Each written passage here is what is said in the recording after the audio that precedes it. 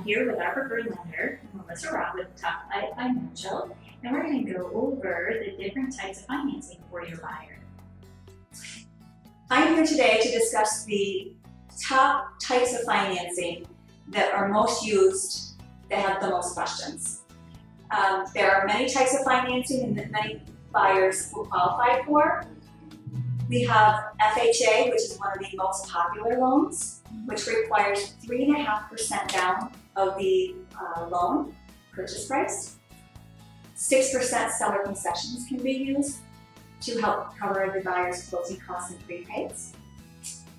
We have a 203K FHA loan, and that helps with the repairs or some addition, new carpet or new paint and appliances, everything that maybe you don't have the money saved for, you can roll that into your loan to help soften that burden when you move into the house for things that you want to change. So even if a house needs like a new roof or something like that 203K would be applied to that type of loan, correct? Absolutely. Mechanical, anything, the roof, appliances, new carpet, you want to redesign the kitchen, that type of thing.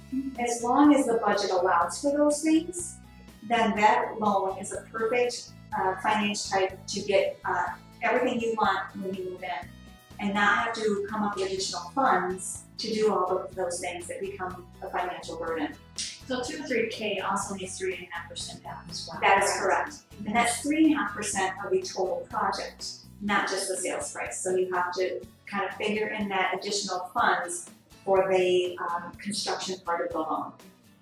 Okay, perfect. So I guess another question is a conventional mortgage. Now, the conventional mortgage, typically when I think conventional mortgage, I think 20% down. Now, there's other programs that are beyond 20%, right? Correct. So a conventional loan, we can go down as low as actually 3% with mortgage insurance with credit qualifying borrowers. Now, these are borrowers that have above 720 credit score to get 3% down. But if you have a little bit more than that, you can, the credit criteria is less, 620 and above. So those are for like the 5%? 5%, 10%, up to whatever you want to put down. Okay. If you have less than 20% on a conventional mortgage, you are required to have mortgage insurance, and you also are required to open up an escrow account. An escrow account is when we put money aside for your taxes and your insurance when those bills become due. Okay, perfect. And those are just taken from 1/12 of every of the premium of the taxes and insurance. Correct. And that is your escrow account. Well, that is really good advice. Is there anything else that we have an RV loan or VA loan? Or The rural development loan is also a popular program. That is a no money down program. There are still buyer costs. So I always say, still plan around $1,000, but no actual down payment is required. You can also have the seller pay 6% towards your closing costs and prepaids, and an escrow account again is required for that program. Okay, and a credit score of? We go down to 620 and above to get the best pricing. We do have scenarios that we can go 580 and above, but those are looked at a little bit more critiques, more information is required from the buyer to be able to get those through. There are, we can go over those if we have a buyer that we think will fit that mold. Just be prepared that it could take a little extra time to get those things and additional paperwork on the buyer's buyer side. So if I have a buyer that's looking for a manufactured home, just really a large number of our sales in our market area, what loan would you suggest for them? Absolutely the FHA. It's the cheapest and the least amount of requirements, and we are proudly one of the few people that still offer that financing on that property type. The home has to be still in good shape, and the house has to be moved from the manufacturer to the land.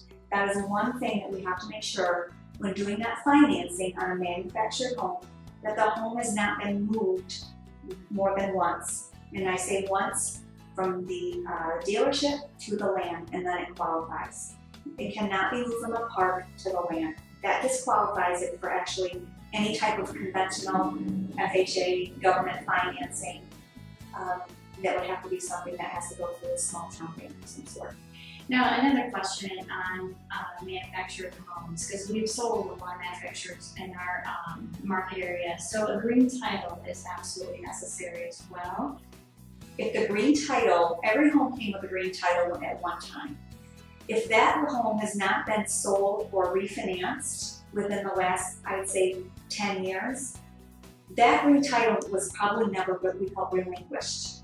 So that needs to be taken to the title company at closing, but provide that green title. If you're taking a listing or you are selling one, make sure you're asking the agent, do you know if that green title has been relinquished? We have found we get to everything is done, and then we call a title issue, and we're searching for that green title. There are options to have to go apply for a lost title. So if we have to, the sooner we know that green title is either missing or hasn't been relinquished, the sooner we can get on that, and while everything else is being processed, that is being taken care of at the same time. And that just makes it run a lot smoother. Right. That makes Yes. sense. Is there anything else that goes with the manufactured home, like the structural engineer? I know we had about some of those. Is that's required for every manufactured home? On a HUD, which is an FHA home, they require that the structural report and engineer report is performed on every home. And what they're looking for is that the house is strapped down properly, weather related, meaning snowstorm, windstorm, that type of thing, because it did come in, it wasn't stick built. So they're just making sure for your protection and the bank's protection that that home is properly secured to the foundation. So that's what they are looking for on a structural or engineer report.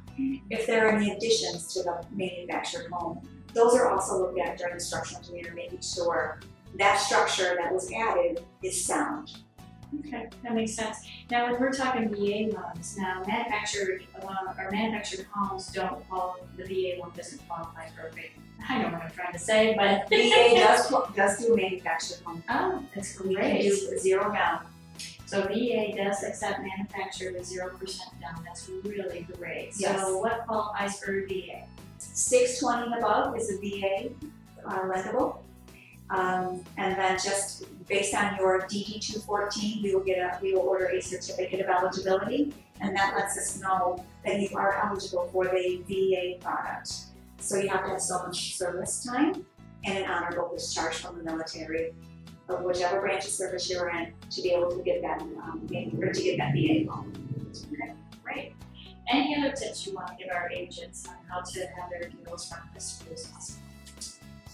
A few things that we run across that we can maybe work as a team to make better would be when we start collecting earnest deposits. If they are cash, no, we can't use it. If they are written from somebody other than our person on the purchase agreement, we can't use it. So me as a lender will either say we have an addendum to remove that from the transaction, or we're gonna have to find another source to use those funds for an earnest money deposit.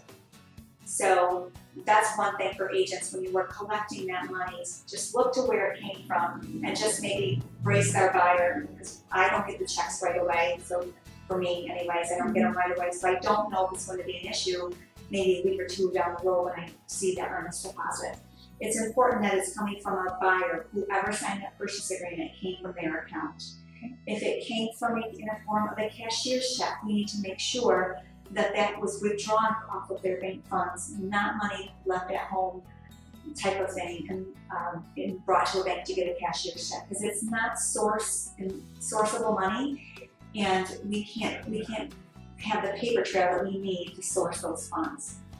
Funds are one of the hardest things to get through underwriting. If there's any kind of abnormality, large deposits or deposits that are next to our paycheck, we have to source all of that money.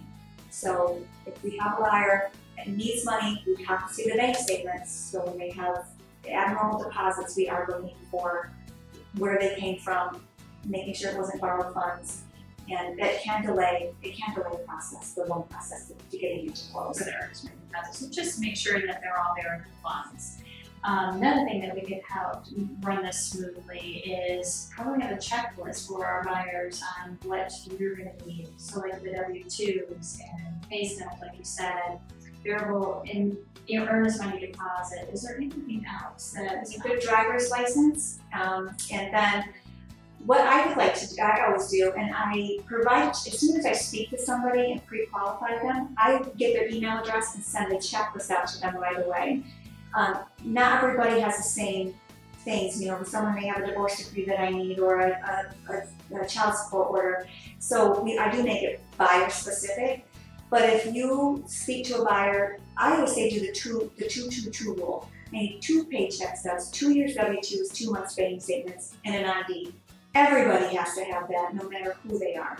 So those are the things I would, go back to the 2-2-2. 2 months bank statements, 2 paycheck stubs, 2 years W-2s, and then your ID. So we can just, if you can plant that in their head, as well as my checklist that goes over, they have an idea what needs to start gathering. There's a lot of people that don't know where their W-2s are from a year or so ago. So it's something that they can start looking for while they're looking for a house. Because if it's delayed getting to me, it's delayed your process in closing. Mm-hmm. And then that causes frustration, obviously. Correct. So let's back up just a little bit, and I know some of our newer agents won't understand what mortgage insurance is. Could you kind of recap that just slightly? Yes. Any loan that's doesn't have the 20% down, 20% of the loan of the purchase price down payment requires a mortgage insurance premium. And that is an insurance policy to the lender. If the buyer ever defaults, then they have some recourse, or the insurance company gives the lender so much money of their default. So when you don't have, we always say you don't have a lot of skin in the game, you have to pay a little of an insurance premium so that if you, God forbid, ever got into any kind of financial crisis, the bank does have something to stand back on. So, and the premiums are all based on credit score, down payment size, and loan type. FHA requires it no matter how much you put down and how long you have the loan. So that's basically on the loan, the whole term. It's on the entire term. Conventional loans, it is scheduled to fall off at 78% of your loan to value.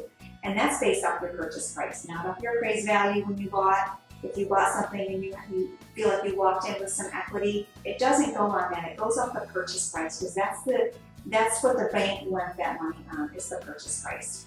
So if you feel your home has increased in value, or you've got a home with some value, it's a good idea to check into a refinance within the 24-month period type thing. Outweigh the amount you're paying the mortgage insurance premium per month and what it would cost to refinance. So the cost of the mortgage insurance, is it typically like 1%, is what I understand, of the loan value, or of the loan amount? It depends on your down payment and credit score. Those premiums are based on those two items. Okay. The most expensive would be 1.15, the percent. That would be the most expensive. Perfect. Anything else that we'd like to cover for our new teammates? Just know that there's a lot of scenarios that we, run by us. Not everybody's going to qualify for everything, but we at Top Flight do have a lot to offer. I wish we could help everybody, but we can't. But we can certainly steer them in the right direction and get them into, if there's anywhere or any way we can see, take a look at their credit, give them some information to get them into a lendable position. We will absolutely do that, and find a home for their financing and get them into the homes. Well, I sure appreciate all of your time today, and thank you so very much. Absolutely. Thank you. Thank you. Bye.